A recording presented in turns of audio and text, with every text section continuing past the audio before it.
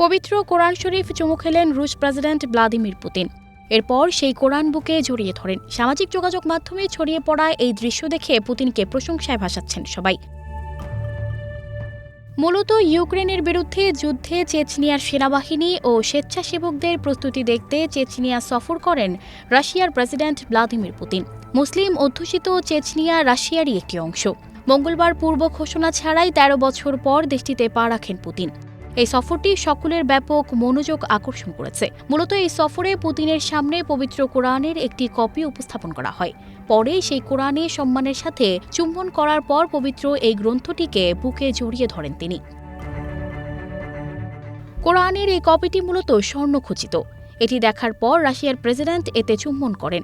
এরপর Ramzan Kadyrov এবং সালাহ মেজিয়েভ কোরআনকে জড়িয়ে ধরে ছবি তোলেন। মুফতি সালাহ মেজিয়েভ হলেন মুসলিম অধ্যুষিত চেচনিয়ার সর্বোচ্চ ধর্মীয় নেতা এবং চেচেন প্রজাতন্ত্রের মুসলমানদের আধ্যাত্মিক প্রশাসনের চেয়ারপারসন। তিনি পবিত্র কোরআনের সূরা আল আনফালের একটি আয়াত তেলাওয়াত করেন এবং পুতিনের জন্য রাশিয়ান ভাষায় এর অনুবাদ করেন। ২০১১ সালের পর চেচনিয়ায় এটি পুতিনের প্রথম সফর। দুটি অঞ্চলের মধ্যে সম্পর্ক বরাবরই উল্লেখযোগ্যভাবে বেশ দৃঢ়। আন্তর্জাতিক সংবাদ সংস্থা তথ্য অনুযায়ী চেচনিয়ায় পৌঁছানোর পর পুতিনকে উষ্ণ অভ্যর্থনা জানান চেচেন নেতা রমজান কাদিরভ। পরে এই দুই নেতা সামরিক, বাণিজ্য ও অর্থনৈতিক সম্পর্ক জোরদারের ওপর জোর দিয়ে দ্বিপাক্ষিক সম্পর্ক নিয়ে আলোচনা করেন।